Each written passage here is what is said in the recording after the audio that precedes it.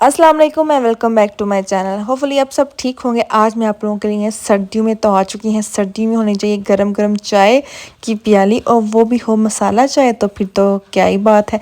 तो चले चलते हैं उसी मसाला चाय की तरफ। तो यहाँ पे मैंने लिया है 2.5 कप, मतलब कि हाफ कप, 2 कप मैं यहाँ पे बनाऊंगी चाय, ठीक है। इसलिए मैंने 2.5 कप इसमें शामिल कर लिया दूध, और हस्बे जो आपने इसमें चीनी शामिल की। मैंने 3 चम्मच के करीब चीनी शामिल की थी, 2 छोटी इलायची शामिल की, 1 दालचीनी और 2 लौंग।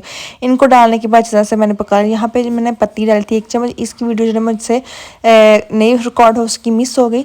तो आपने 1 चम्मच इसमें पत्ती डाल के इसको अच्छी तरह से पकाना है। 4 से 5 मिनट आपने इसको पकाना है, ताकि आपकी जो चाय वो अच्छी तरह से पक। जो हमने आधा कप एक्स्ट्रा दूध डाला था ना, तो वो जो ना अच्छी तरह से पक जाए। तो आपकी तकरीबन 2 कप चाय रह जाएगी, ठीक है। इस मसाला चाय को आपने बनाएंगे ना, तो आपके घर वाले क्या, आपके जो मेहमान उनको बना के देंगे ना, उनको तो आपकी तारीफ़ करते नहीं रुकेंगे, और रोज़ आपके घर आ जाएंगे चाय की प्याली पीने के लिए।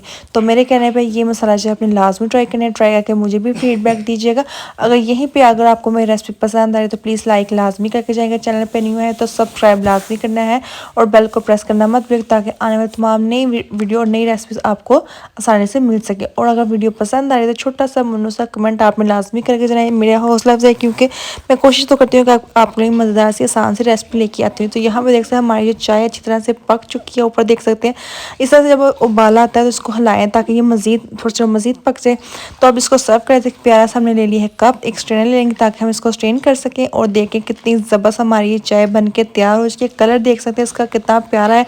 कलर जितना प्यारा है, चाय उतनी ज़्यादा पसंद की जाएगी, और चाय का जायका जो होगा बहुत ही मज़े का होगा। आपने इस रेसिपी को लाजमी ट्राई करना है, और ट्राई करके मुझे फीडबैक लाजमी दीजिएगा कि आपने इस रेसिपी को ट्राई किया, आपको कैसी लगी।